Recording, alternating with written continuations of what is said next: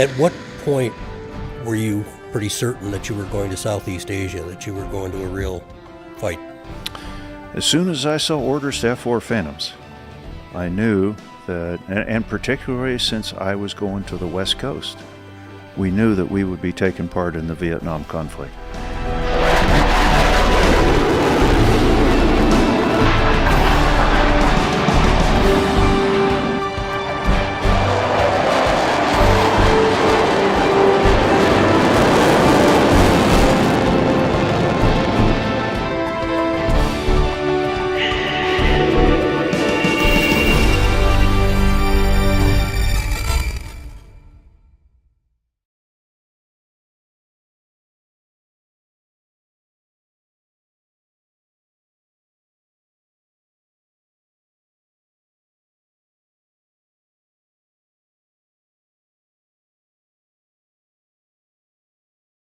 In aviation terms, Konstantin Kalinin's K-7 was a classic exercise of early 1930s giantism, a massive aircraft for the time. And indeed for years to come, it was destined to break much new ground and many hearts during its relatively short career. Despite the K-7's massive 175-foot wingspan, which was almost twice the aircraft's length, it was not particularly hard to fly, or even to handle. This was due to the fact that it employed a servo tab system on the control surfaces. These allowed the moving surfaces to be literally flown into position with very little effort from the pilot. We were very interested in the type of controls because they were servo tab controls. At least half of them were servo tab and half were normal controls. They worked together. And it offers a lot of advantages in lightening up the controls, and they are very much less liable to enemy fire. They're not as vulnerable. If you strike the controls, you don't really put them out of action. You've got to put the small tab out of action, and that's a very different cup of tea. For all that, the K-7, even with its 7 engines, was not the largest winged aircraft ever built. That distinction was still to be held by the German Dornier Doe-X flying boat, which was first flown in 1929. This behemoth aircraft was actually powered by no less than 12 engines and carried passengers who enjoyed unparalleled luxury. 3 Doe-X's were built and flew with relatively few mishaps, although they were never really practical or economically viable. However, also in 1929, another German manufacturer, Junkers, offered its G-38. 2 were built, and like the K-7 that followed, they were giant land planes, but not as large as the Doe-X. The G-38s were nevertheless big, and they also shared something else with K-7. Both aircraft were more or less flying wings, with a limited fuselage, purely to support the tailplane for added stability. With both the K-7 and the G-38, nearly all the aircraft's vital components were placed in their massive wings. The K-7 wing was particularly interesting, as Kalinin chose an elliptical shape, similar to that later employed on the British Spitfire, the American Thunderbolt, and some German Heinkel designs. Elliptical wings, although more difficult to make, have some aerodynamic advantages.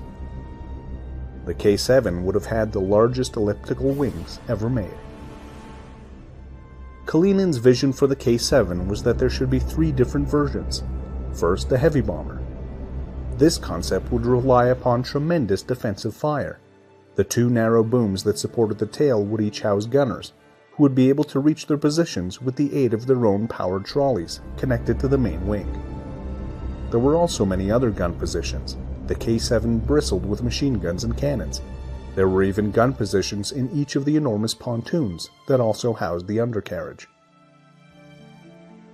Kalinin also foresaw the K-7 as a giant military transport, which could carry large numbers of troops and other heavy loads that might even include light tanks, a capability that Soviet military planners had long been interested in. Finally, the K-7 was also seen as a luxury airliner, a passenger plane to challenge even the opulence of the Doe-X, and the exact opposite of what the proletariat revolution was supposed to have been all about. However, if Kalinin's ambition could see no limits to what might be done, a small group of Soviet planners were starting to rethink what had been done. 1933, the year that K-7 first flew, was also the year that the Nazi Party came to power in Germany. Now there were two large dictatorships, fascism and communism, both looking to influence Europe with their own dogma for a new world order. And both were highly militaristic. However, there were differences in the needs and thinking of the two powers. Germany would ultimately turn to using larger numbers of two-engine bombers, and in contrast, the Soviets, having to contemplate much greater distances, could see the need for a larger four-engined aircraft, although nothing like the size or cost of Kalinin's K-7.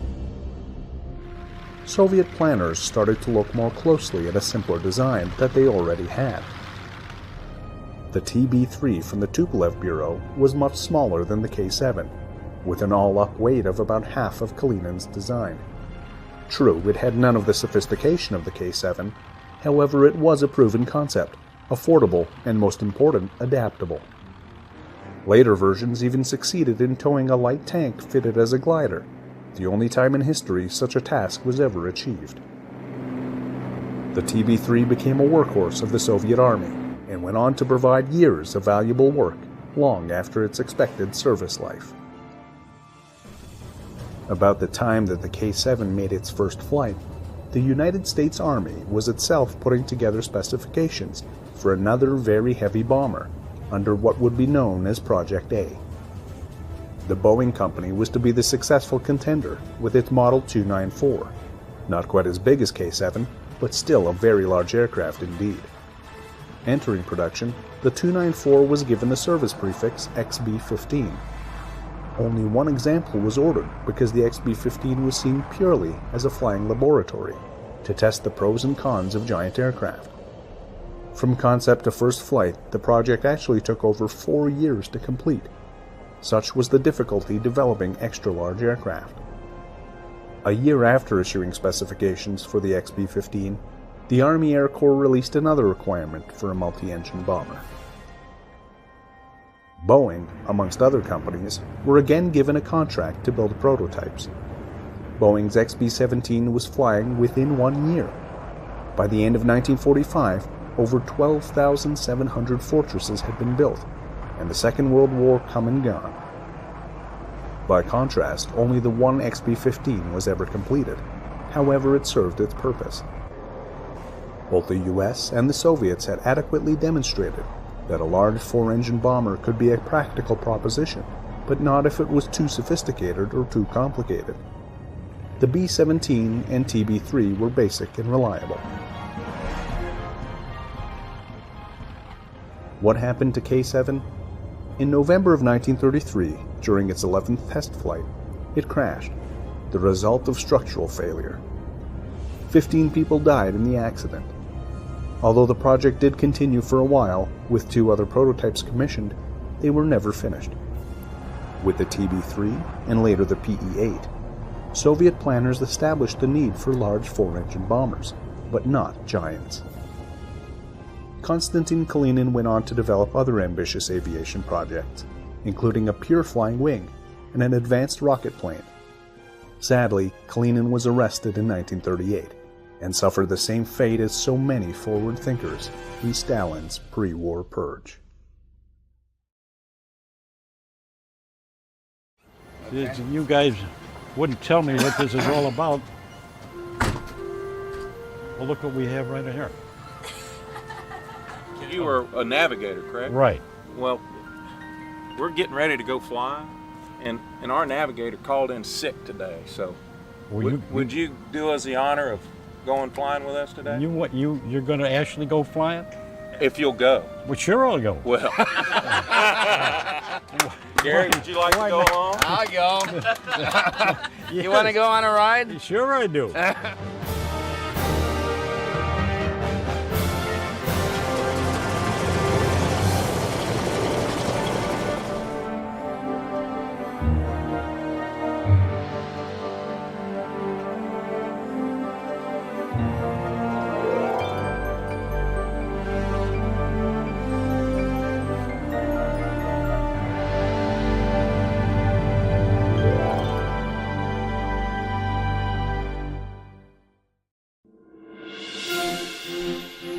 Gary Sinise is known to most of us as Lieutenant Dan, the character he played in the Oscar-winning movie Forrest Gump, and as Mac Taylor, the lead character in the long-running TV series CSI New York. He is equally well known for his tireless support of our troops, veterans, and first responders.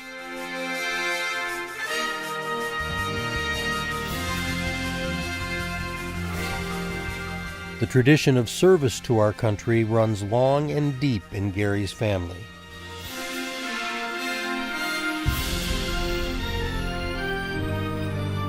His uncle, Jack Sinise, flew 30 missions as a lead navigator in World War II.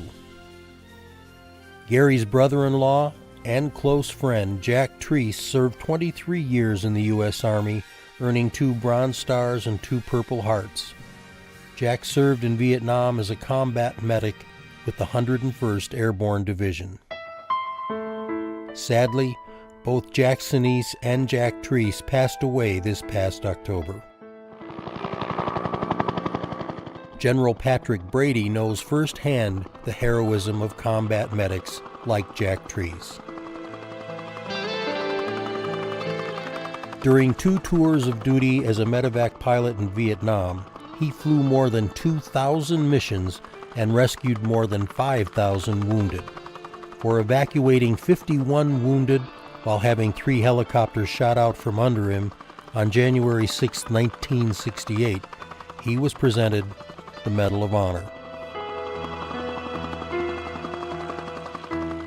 In one of the most inspirational of all Warbirds in Review forums, General Brady and Gary Sinise will pay tribute to Jack Sinise, Jack Treese, and indeed all those veterans who risked all to defend us and to save their brothers and sisters in the field while the battle still raged. Providing a fitting backdrop for this presentation will be the Yankee Air Force's beautifully restored Yankee Lady, a B-17 much like the one in which Jack Sinise flew his 30 wartime missions.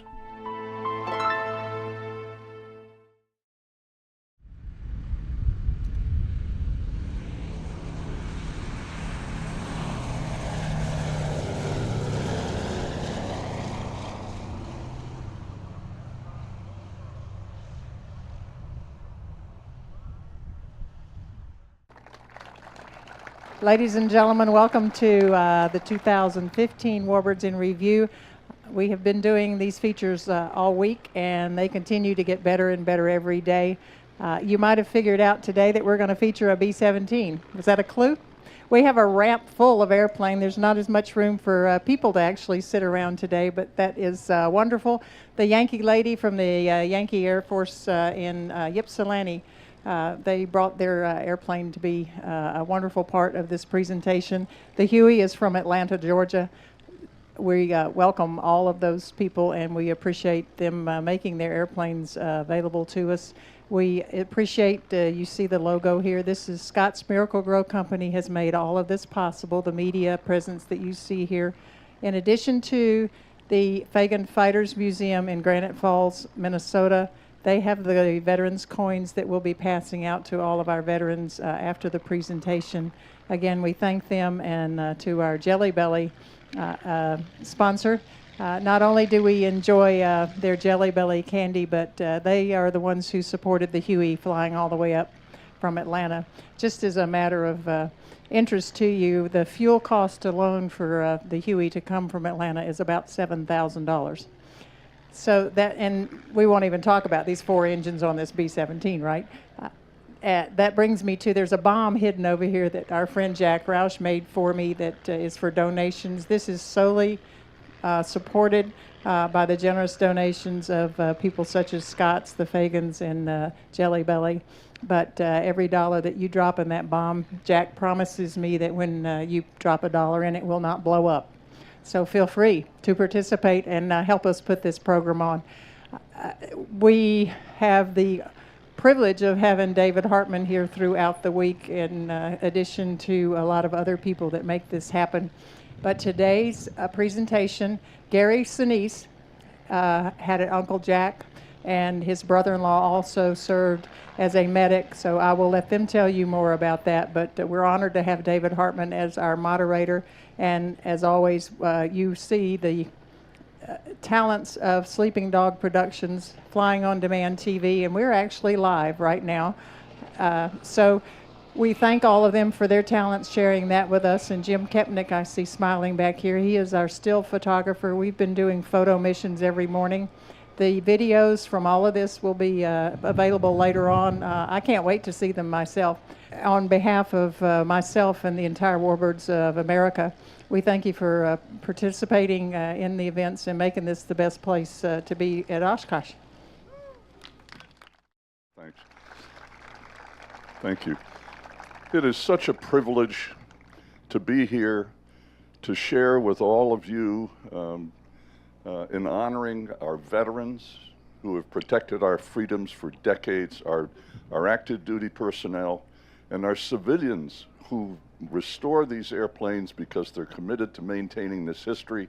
We don't want any of us to be forgotten. So it's a privilege to be with you today. Thanks for joining us. Gary Sinise, an Emmy, a Golden Globe nomination for an Oscar, just a few of his many professional honors.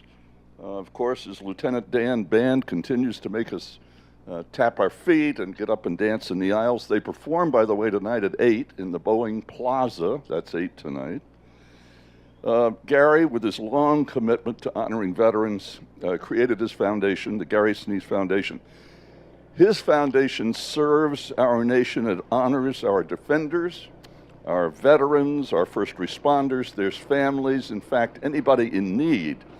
He is national spokesperson for the American Veterans Disabled for Life Memorial and a recipient of the Presidential Citizen Medal for his humanitarian work supporting Iraqi children. Welcome, Gary Sinise.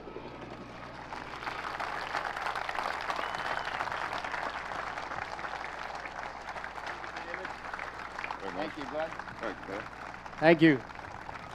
Now welcome Medal of Honor recipient, General Patrick Brady.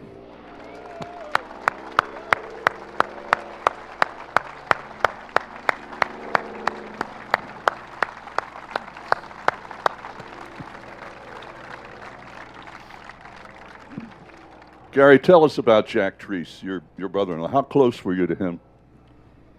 Well, Jack was more like a brother to me. I met Jack back in the early 80s through my wife. He married my wife's sister. They met at Fort Stewart when they were both at Fort Stewart. Jack, as they said in this video, is a combat medic in Vietnam, and he stayed in the service for 22 years. He met my wife's sister down at Fort Stewart. And we became very, very close, very good friends. I ended up, when I started taking USO tours and going overseas and visiting our troops in Iraq and Afghanistan, I would take Jack with me because obviously he was somebody who would really appreciate getting to see our service members in the current conflict.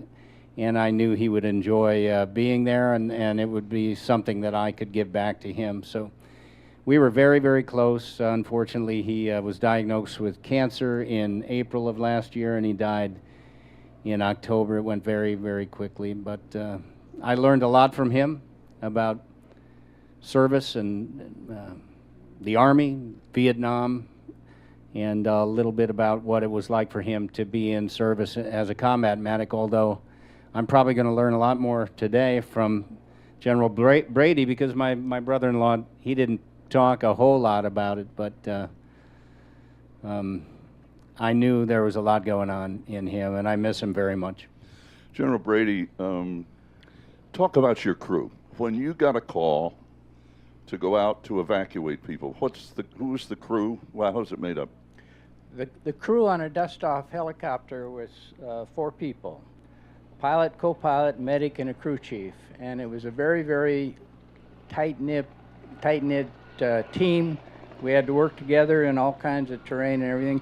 I feel like I know Jack too. He He was in Vietnam the same time I was. We were there.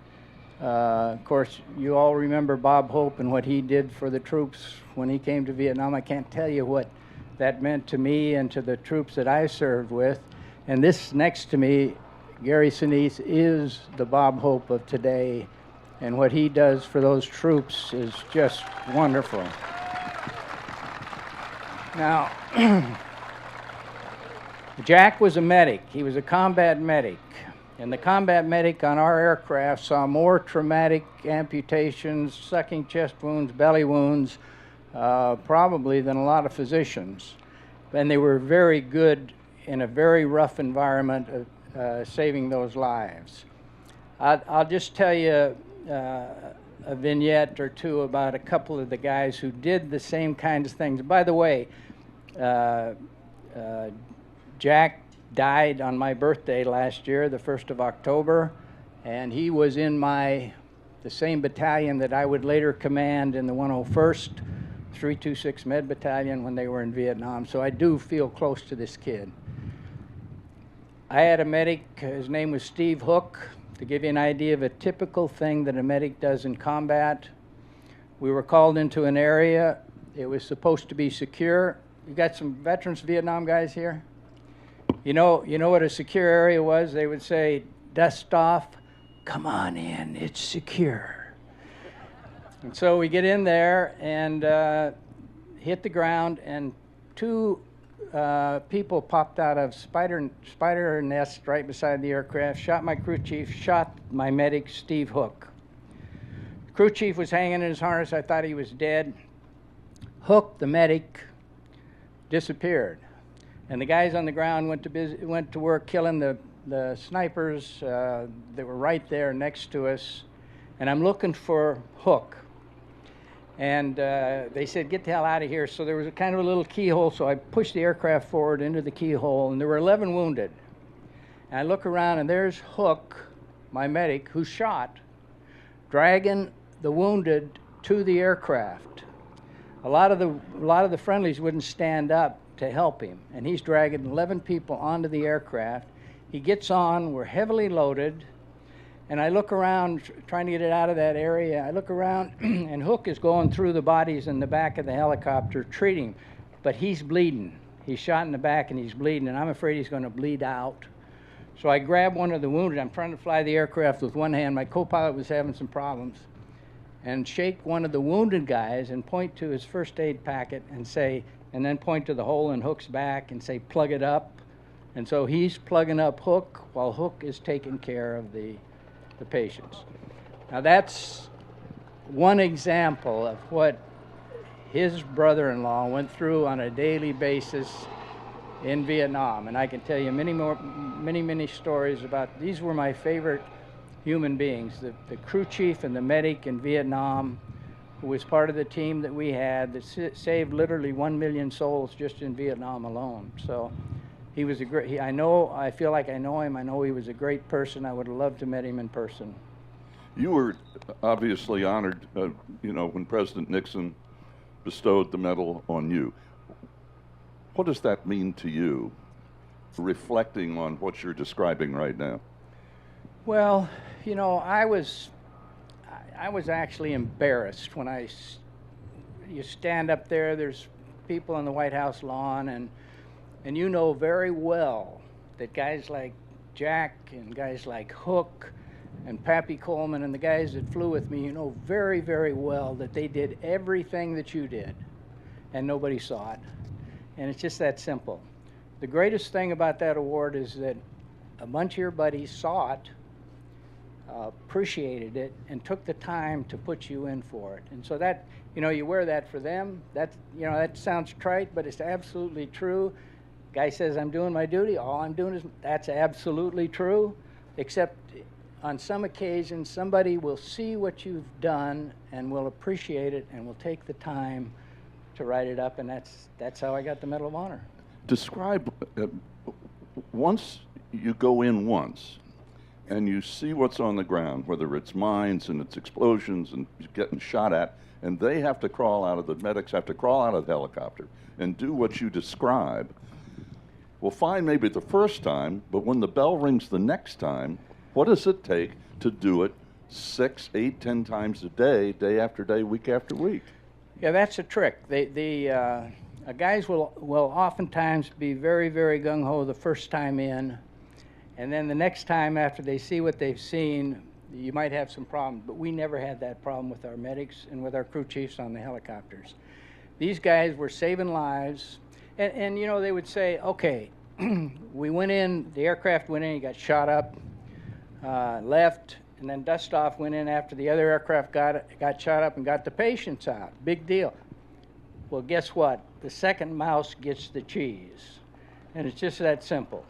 The guys that would be shooting, by the time we got there, it was not that bad. We were able to go in using different flying techniques and be pretty secure about what we did. But the key to the kind of people that we had there's no experience in the world that can match the experience of saving another human being's life. Nothing like it. I had an experience when I was a young kid, swimming and another thing, and geez, I just felt so good about it. In Vietnam, we did that day in and day out, saving lives. And so these guys, like Jack, Treese, and the Hook, and Coleman, and these guys, they were up every morning eager to go out and to rescue those people, to overcome the obstacles, to get around the enemy, to get in that terrain or the weather or whatever the problem was, and to get that guy out and get him into a hospital where the physician saved his life. That was the fact. Where does the word fear come into any of this conversation? Oh, God. Fear is a horrible thing, but what you have to do is, fear will cause to happen that which caused it. Just think about that. You didn't want to. My faith was a substitute for fear. I'm a Catholic. I was never afraid in combat. The system that I used to get the Medal of Honor was a system the good Lord showed me flying in 00 weather in day, and the system I used to get the Distinguished Service Cross was a system that the good Lord showed me at night flying in weather as well. Fear is an emotion. Courage is a decision. Big difference between a guy who reacts under the emotion of fear when his life is on the line and the lives of the people around him are on the line. He is in a reaction mode. The guys like Jack Treese and Steve and the guys that flew with me, that was a decision. They knew what they were going into. That is real courage when they will do that day in and day out.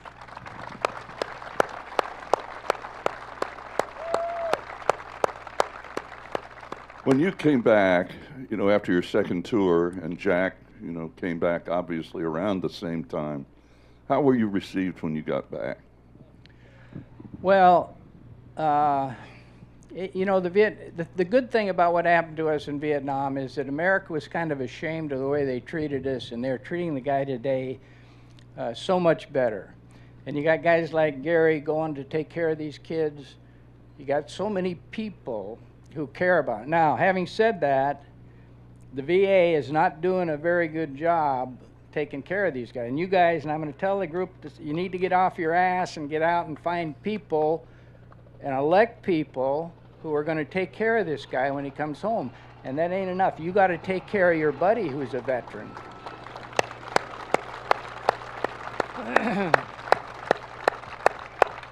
And I told David and anybody who would listen to me, my daughter was in the invasion of Iraq. She was a second lieutenant. She was a medic just like I was.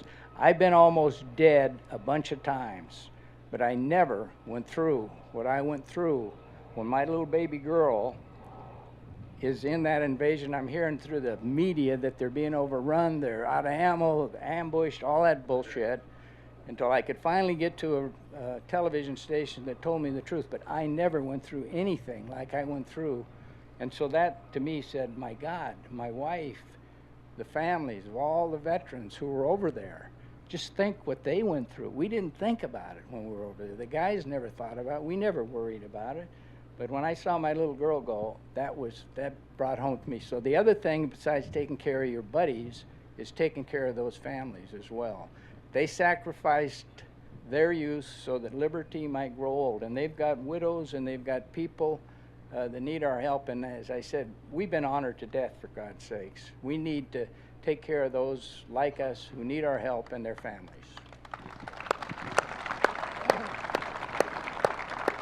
You know, when so many of you came back and the media was on this, of course, like a hawk during the Vietnam War, and calling the returning soldiers and airmen baby killers, what could you possibly say back to that if you heard that? Well, here's the way I looked at it. I didn't believe that was the American people speaking. I believe that was the media. And you don't want to get me started on the media.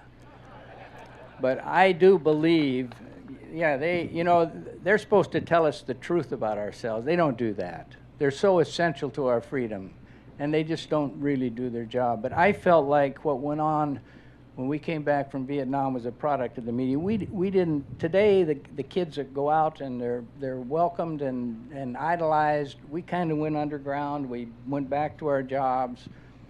I stayed in the military, and although I hated it when I went in, I didn't want nothing to do with it, but it was the best thing that ever happened to me. So I think the American people appreciate the Vietnam veteran, and I know today, because of the way they treated us, I feel this sincerely, that they are treating this guy in a way that they will never be confused with the way they treated us in Vietnam. Yeah. Gary, as you listen to this, I'm thinking you've put your money where your mouth is. General Brady just said to all of us, we've got a job to do, to become part of solutions, not continuing to be part of the problem through not doing anything. You're doing it with your foundation. Tell me about the foundation, how you formed it, and what you're doing with it. Well, it's an honor to be here with my friend General Brady here. I am very much motivated by what you just said, Pat, which is the Vietnam veterans in my family are the ones that really opened my eyes back as a young man. Now, I have veterans on my side of the family. My Uncle Jack, World War II, and my Uncle Jerry was on a ship in the Pacific in World War II. My dad was in the Navy. My grandfather was he was an ambulance driver in France in World War I.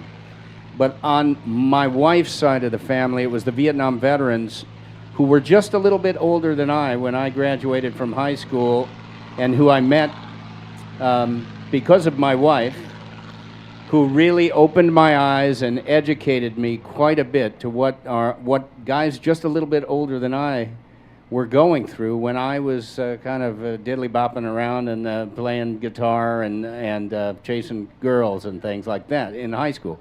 So when that happened, when I got this education from meeting her brothers and Jack Treese, her sister's husband, a lot changed for me. And so I became very involved early on in the late 70s and 80s. Whoa!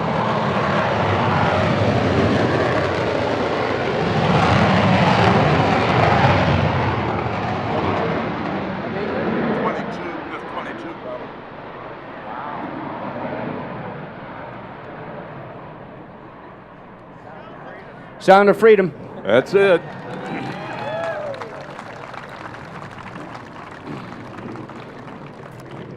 So in the late 70s and early 80s, I just got a real awakening there. Sound of Freedom is still going on, isn't it? And that's great.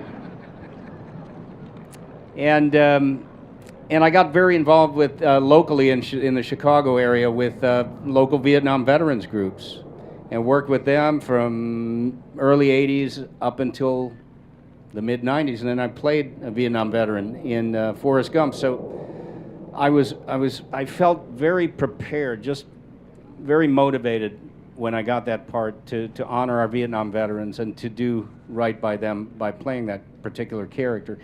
And then through that, I got involved with the Disabled American Veterans because I played an injured veteran. And I was introduced to the DAV, and that's a big reason why I'm here today. They sponsor these concerts that I do, and I've been involved with them since 1994. And then after September 11th, when we deployed to Afghanistan and Iraq, it felt that there was a purpose for me beyond staying home. And so I volunteered for the USO and got very involved with that, and a lot of different military charities that were popping up in reaction to the attacks on September 11th. And then that manifested itself into my own foundation, the Gary Sinise Foundation, whose whole purpose is to serve and honor the needs of our military men and women, our first responders, those who protect and defend and provide our security and freedom for us, and those in need. And that's what the Gary Sinise Foundation is trying to do all around the country. So on a day-to-day basis, where do these commitments take you and the people who work with you? I mean, physically, where do you go? I'm constantly traveling. Today I'm doing this veteran support concert here. Last week I was somewhere, and the week before I was somewhere else. So we're doing quite a bit. You can learn about the foundation at GarySiniseFoundation.org. But one of the great things that has happened through the course of this post-9/11 reaction and response is that I was connected with our Medal of Honor recipients in the Medal of Honor Foundation, and I'm on the President's Advisory Group for the Medal of Honor Foundation, and I have since become a national spokesperson for the Medal of Honor Museum that we're going to build in Mount Pleasant, South Carolina. So I want to encourage everybody to go to medalofhonormuseum.org. It's the Medal of Honor Museum website. It'll completely key you in to what we're going. I think General Brady would probably want to talk a little bit about that. Exactly. General, tell us about it and why it's important. You know, they say that every so-called hero must at last become a bore. So all of those of us who are in the Medal of Honor Society, in order to keep from becoming bores, have decided to do something. In the old days when we had conventions, you would go there and we would party. And when you party with guys like Pappy Boyington, Commando Kelly, Scooter Burke, these are world-class partiers. And we decided that, and Chief Childress, my God, I partied with him one night and I don't remember it. But we went to Philadelphia one time. And the mayor there, Mayor Rendell, says, would you guys in the Medal of Honor Society, we have a convention in some city around the United States every year. Would you go on a drug walk with us? Well, we didn't know what a drug walk was, but we walked through these urban or suburban or whatever, these neighborhoods, these downtrodden neighborhoods at night to show the drug dealers, I guess, that the mayor was there and that the Medal of Honor recipients were with him. And so the next day they said, well, why don't you go to a school? So we did. We went to a high school in Philadelphia and we had to go through metal detectors. And we thought, good Lord, you know, we have got to leave something behind besides a hangover. When we leave from now on and go to a place, we're going to do something else. So we developed our character development program. Gary's been instrumental on that. He's in our board. This is probably the finest, the most powerful board in the world. The people who are on that board are world-class American citizens who have created thousands and thousands of jobs and done great things for this country. And so through our character development program, we go into the schools across America and we teach children the importance of courage, source of success, sacrifice, a source of happiness, what a hero is, have to be a good person to be a hero, and what America's nobility is and patriotism. We use Medal of Honor vignettes to bring out these different points. And they're online, they're free, and you can get to them anytime you want. But the ultimate end of all this, we're going to die. We're the average age of the Medal of Honor guy is 75 or something. We're going to be dead in 5 or 6 years, almost all of us. There was 400 of them when I came in. Now there's about 79 of us left. We've got some young guys, but not enough. So this museum is going to be a vault for our values. This museum is different than any other museum in America. It's not about a war, it's not about an army service, it's not about infantry armor, it's about all those things as represented by Medal of Honor recipients and the values that that medal represents. This medal, the other half token of this medal is courage, sacrifice, patriotism. That's going to be in that museum. And so that when a young man walks in the front of that museum and sees that Medal of Honor recipients, not only what they did in combat, but one of them's on Mount Rushmore. One of them was the first guy to fly with a gyro that opened up the airways for all the rest of us. This guy wrote taps. They did other things. And young people can do those same things in their life. They can be heroes in their life. And this is what we want them to take away. You go through this museum, one person, you come out the other end, a different person. Every one of us in our lifetime has met someone, somewhere, who made a difference in our life and made us what we are today. For me, it was the Christian Brothers of Ireland who just beat the shit out of me. And they finally straightened me out. But somewhere, somehow, somebody is going to make, and we hope that we, through our museum and through, we couldn't do it without guys like Gary. And that's the end. That's my bucket list. And if I die at the dedication of the museum, I'll be happy. There are now a number of, yeah.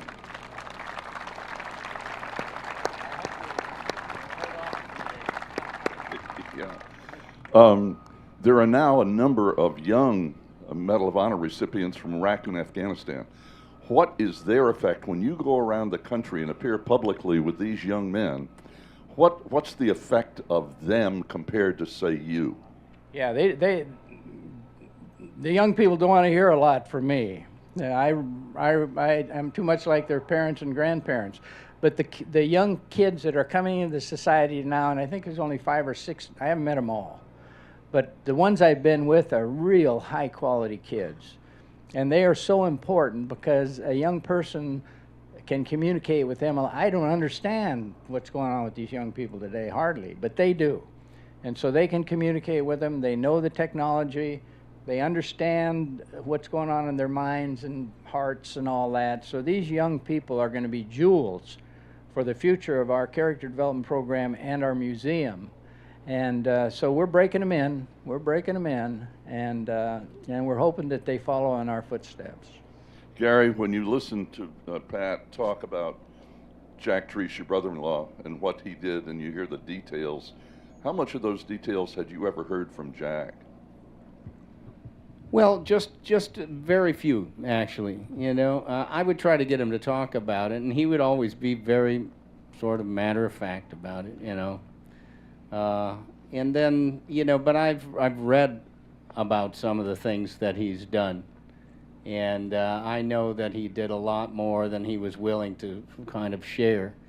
But he has, you know, he and his wife, my wife's sister, had a son. His name's Gavin Treese. He's serving in the Army. He's done 2 tours in Afghanistan, and he's carrying on the tradition in the family as somebody who's serving in this current conflict. Jack was very proud of his son, I know. He was a quiet man, very reserved, and I wish I'd recorded him. We have a wonderful program at the National World War II Museum in New Orleans that my foundation is helping to sponsor because we're losing so many of those veterans. And we're sponsoring a historian to go out around the country and record oral histories of our World War II veterans.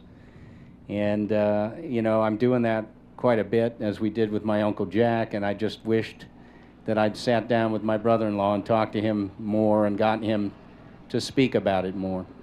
You talk about carrying on the family tradition. There was your Uncle Jack, flying B-17s, the navigator. How much did he talk? How much did he share? Well, he wouldn't be quiet. I could.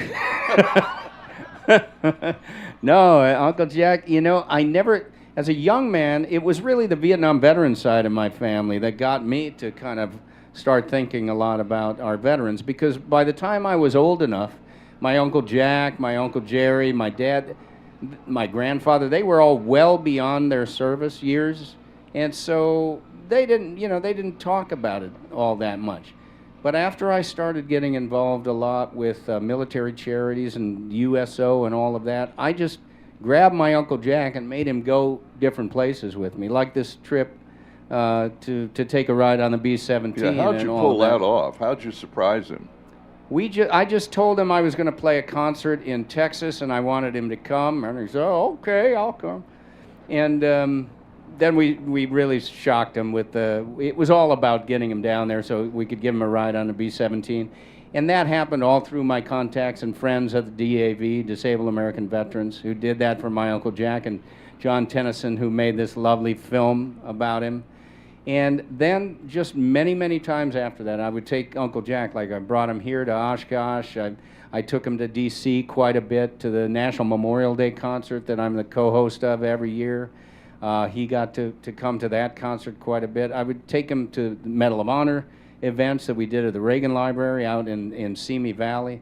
And he would just participate in a lot of things. And he looked so forward to traveling quite a bit. He traveled all the way up till he was 89 years old. The last trip he made was to Disney World, where I narrate a show down there, and all he wanted, and we got him there on his birthday, which was November 27th, and all he wanted was a picture of Mickey and Minnie with him. That's what he wanted for his birthday. And I had a friend of mine who worked there, so I said, "Can you get me a picture with Mickey and Minnie?" And he said, "Okay, show up here at 2:30. So we went and showed up at 2:30 at this little place. We went backstage, and the entire cast, 90 people from the parade, were all dressed up in their costumes and everything, and with a big sign, "Happy 90th birthday, Uncle Jack." And we went in there and gave him a great time. And he had his picture not only with Mickey and Minnie, but with the entire cast. And he died the following year. So he had 89 great years and a lot of fun on his last trip. Pat, we're talking about many veterans being unable to talk about their experiences. How useful is it to get all these messages out for veterans to try to talk more about their experiences, to make more people aware? You know, first of all, you guys all know I'm a helicopter pilot, right? In honor of Jack Sinise, I wore a fixed wing. The fixed wing weenies don't fly. We know that. They ride. You only really fly a helicopter. Both arms, both legs. So in honor of him, I wore this thing. And but my dad was a veteran. He was with Darby's Rangers in World War II. And here's my take on it. I think that, and we started a program up in Washington State at a veterans hospital there, where we call it a partners program. And we would bring young people in from the schools, and the veterans are in the beds there, and the kids would go into the room and talk to the veterans about their experiences. I wish that I had talked to my father about Darby's Rangers, North Africa, Sicily, Italy, but frankly, I didn't want anything to do with the military or nothing about it. And so, you know, it's like the guy said, we amputate our memories, we don't talk to each other about ourselves or our past. We need to do that. And my experience has been that these veterans are happy to share their experiences if somebody will just ask them. Just go up to your grandfather or your father and say, "Hey, Dad, what was it like there in North Africa? Did you go up against Rommel? How about Sicily? How about Italy?" And so the stories that I heard him tell were just jokes, you know, just robbing a bank so he could buy some oranges or something in Italy. But they are happy, and I believe that. There's nothing anybody does that there's nothing to be ashamed about. Nothing. Everybody has a problem with fear. But there's nothing that they should ever be ashamed of or afraid to talk about. Now, they see some horrible things, you know, that you just can't get around that. But you don't have to talk about that. Talk to them about the history of it. Talk to them about the lessons it taught them, the brotherhood that goes on between them and their buddies. There's no closer relationship. I'm sorry, Nancy. That's my wife. She's back there. But there's no closer relationship, really, than what goes on between men in combat. I can see a guy that we took us 38 years to find Pappy Coleman, just died recently. I walked up to him, it's like yesterday. The guy that I told you about, Hook, the shot in the back and the guy put the pad in it, he was seriously hurt another time, and almost by a miracle that I can't explain to this day, I found him, got him out. We see each other at least once a year. And if we hadn't seen each other in 10 years, it wouldn't make any difference. It's the same feeling. And one of the greatest honors of my life, really, was Pappy Coleman. This kid was shot 3 times, three Purple Hearts, 3 Silver Stars. He was with me on the Medal of Honor action. One time he was shot right through the lips. They jumped on him and said, Pappy, Pappy. He says, not to worry, I just kissed the bullet that had my name on it. Jumped up, back to get the patients, in the minefield with me. His pants were on fire. He was almost blown through my rotor blades. Back to get the patients. And I use him as an example of a good person. He left the Army with 18 years. 18 years. He could have been Sergeant Major of the Army to go home and take care of his family. He's a hero, not because of 3 Silver Stars. He's a hero because he's a good person. And that's what's important about heroism. But anyhow, the great thrill was when he called me on his deathbed. And here I am, I'm watching my beloved Spurs kick Miami's ass. And all of a sudden I get a phone call from him. He's on his deathbed and he wants me to handle his funeral. He's now in the Aviation Hall of Fame. He's in the Dust-Off Hall of Fame. Marvelous human being. The only problem with it was they were burying him in Turkey Creek, Kentucky. They don't speak English in Turkey Creek, Kentucky. And to communicate with soldiers and to communicate with funeral people and to get bands and crap drove me nuts. But I was happy to do it for Pappy, I guarantee you. So talk to them. Don't be afraid to talk to them. They're happy to tell you their experiences. Keep away from the bad stuff, you know. I'm a guy that can't stand a needle, for God's sakes. I didn't think I would get through my first mission, but they did, I did, and they're more than happy to share the experiences with you folks. Just ask them. Ladies and gentlemen, how many of you are veterans? Yeah.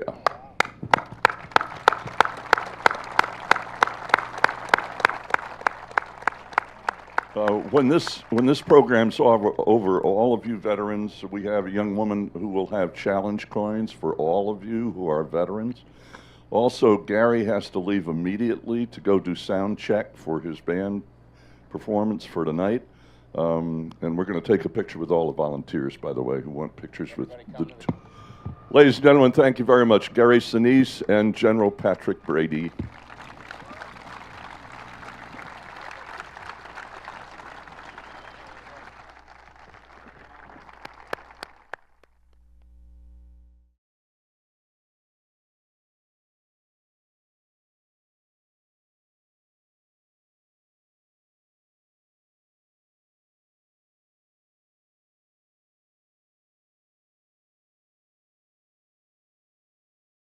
If we look it up here, we can see the nose, and that's also the Norden bomb sight, the famous Norden bomb sight. And if you see over here on to his right, the bombardier, there's a stick up there, and that's the controls for these 2 guns that we have in the chin. And as I said before, they were in there only on the G model, and that was to ward off the head-on attacks by the Germans. Now, the bomb sight is famous for making these precision bombing, but it didn't work that well. So if you hit within 1,000, 2,000 feet, you were lucky. Sometimes you missed it by a mile. So we really didn't have precision bombing, even though the papers said we did. If we come on further around here, you can see this gun here, this gun here. That would be the navigator's. He would grab that gun, but it couldn't go with a range of these 2 50 calibers. And over there would be the bombardier if he was not manning these guns and wasn't flying the airplane, which he did on the final run, he would have those guns. Right. If you come on over, you look in here, that is where the navigator would be sitting, right there. He could sit out, he could look out through there. Through this hatch, when the pilot and the co-pilot and the navigator and the bombardier got in the airplane, they would actually open that hatch. That ladder, they did not have a ladder. They would throw their parachutes in there, they would grab it, and they would just swing themselves up in the airplane. Okay, when we're making our walk around, these two scoops right here are the air scoops. That's goes through here, it goes through the turbocharger and into the engine. The turbocharger allows this engine, these engines are 1,200 horsepower. It allows this airplane to operate to 25 to 30,000 feet. That was unusual in this day because this airplane first flew in 1935. So you have the scoops here, and what we're looking for is to make sure nothing's in there. We don't have a duck or a bird or somebody threw a beer can or something to that effect in there. These are our engines. There's 9 cylinders in it. It's 1,200 horsepower. There's over 100 horsepower in each one of those. It's a very reliable engine. The people that flew it during the Second World War, they thought this was probably the most dependable airplane that they'd ever flown. If you see the black over here, that was for the de-ice boots that they used. Sometimes they were on there, and most of the time they were off. They took them off. So we look in here, and by the way, this airplane, the average airplane that was over there, it was beat. The leading edge was beat up. This airplane is pristine compared to what they looked like when they flew them. So they were working on them as they flew their missions back. They were working on them, and they didn't care what they looked like. They just wanted to make sure that they were mechanically fine. So we look over at the gear. The gear on this airplane is electrical. The flaps are electrical. Everything in here is electrical except the brakes. The reason that is because Boeing figured, and this was even in the B-29, that if you lost a hydraulic line, you were going to lose everything if it was all hydraulic. So they made it electrical to make it more simpler. So you have a backup system on the gear. If we lose the electric and we cannot get it, drive it down, there's a crank up there, and we have a drive out, and you can crank that down with 269 turns. And I know that because I've cranked it down one time. You know, we're looking at the gear. We're looking to make sure that it's over center, looking for the general condition. The brakes on this thing are expander tube. It's like an inner tube with brake pucks on the outside of it. And then you have hydraulic pressure that expands that, and that's how the brakes are. The squealing that you hear on the movies is legitimate. You can still hear that when it taxis, it goes squeak, squeak, squeak. That's a B-17. This is called B-17 smuts. It comes out of the airplane. If you'll see one drip right there. If it's not dripping, then it's out of oil. It's supposed to drip a little oil. We don't really have a limit, but we would try to, if it burned over a gallon in an hour, we'd try to find out what's the matter. On the line, you can change your cylinder on this airplane in about 2 hours.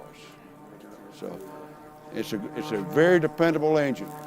And this is your exhaust. There used to be a shroud on here. They attempted to heat the airplane at one time, and it didn't work out. So there was no heat, there was no oxygen. They were flying at 25,000 feet. Some of their missions were 8 hours long. The bum load, depending on how far it was and how much fuel you had to put on. This airplane carries 1,700 gallons of fuel. These right up here, these are the oil cooler scoops. You can see them in there. That right there is where one of the fuel pumps, and if there's fuel dripping out of there, you have a problem. If you look underneath here, if you want to get underneath here, Rich, and look underneath here, this is the turbocharger right there. This turbocharger, the exhaust comes through here, and there's a turbine in here, and it turns it just like it would a turbine in a dam, and it goes out here. That turbine has another turbine that actually compresses the air so that you can fly at higher altitudes. So that's a very important feature of this airplane. I don't know if these turbines work on this one. We had ours disabled because we didn't need them. We weren't going to fly above 14,000 feet. Some of these airplanes still have them operational. We didn't. We had disabled them. and you're looking for this thing. You're looking for obvious leaks around here that are not there. I mean, we've got a little oil leaking out of here, but that's normal, so that's not a problem. So we come on around, and we're looking to see if anybody put anything up there, a bird has flown in there. We're looking for leaks around the prop hub or right in here. It's a reliable prop, so you don't have much problem with it. Over here, you've got your scoops, more your scoops over here. That is your air scoop for this engine right here. And that our landing lights, and there you can see the boots over here. And it also has fabric controls on it. And as we said before on some of the other ones, that was for two reasons. Number one, because it was light, and secondly, because it could be repaired real easy. You just put a piece of what we would call duct tape now on it, and it's ready to go. Otherwise, if it was aluminum, you'd have to put an aluminum patch in there and rivet it and all that stuff. So that's why it operates that way. Now this is that hatch that I was telling you about that's in the radio compartment. There was a 50 caliber machine gun that would slide out on a rack, and he could come up here. Sometimes they took him out because the guy would get excited, he would shoot the damn tail off the airplane. So some of them didn't have that. And the B-17G, as far as the guns are concerned, they're staggered. The other side is up here because even though it looks big, you get inside of it, it's not big. So it's staggered so that one man wouldn't get in the way of the other one. It's the waist gun. And like I said, on the F model and the earlier models, that was open, and the guys were actually freezing to death. The earlier models had a blister up there with a stationary gun. And this, when I was talking about the dorsal fin, that's the dorsal fin, this part right here. The original ones, the tail just went straight down. But that gives you a lot more stability. And let's see, tail wheel, there's not much you can say about the tail wheel. The tail wheel's retractable as the main gear is. So you got that. And we come on around and let's look. And the tail's kind of unique. The horizontal stabilizer is kind of unique in this, that it's reversible. I can flip this, take this out, flip it over, and this would be the bottom on the other side, and this would be the top. So that was so that interchangeability of parts. So on that, and this particular tail gun position on here is on the G model and the F model is a little different than the other ones. This has more of a greenhouse effect where he can see this gun sight. Here's the gun sight, and this was in the latter stages of the war. It was a computer gun sight. It was a mechanical computer, and they could crank in the altitude, and if they being attacked by Focke-Wulf 190s, they knew what the speeds were. They would crank that in, and that would give them an automatic lead when they were tracking the fighters. And these are your 250 caliber machine guns. That's fabric. This is fabric. Those are static discharges that we have here. Of course, we've got lights out here. Those are formation lights. You had you got lights that were on the side that were formation lights. I can't imagine flying formation at night in this thing, but they did. And formation, it was important when they were flying in enemy territory that they be in very tight formation, because they would usually have 12 of them in formation, and that was 120 guns that was protecting that, and the fighters respected that. If there was a straggler, he's the one that got it. He was the impala that was behind the herd, so they would pick on him. And this door here is where the waist gunners, the ball turret gunner, and maybe the engineer, but the tail gunner, that's where they would come in. And they had their chutes, and most of them wore their chutes, except, or had their chutes real close by where they could snap them on, except the ball turret gunner. He had to leave his out. If they had problems somebody had to crank him out of there and get him out and put that on. So that, to my mind, other than being claustrophobic, that would drive me nuts, worrying about somebody getting me out of that thing. But that takes us back to the wing root. Of course, these engines are the same, and that completes our walk around.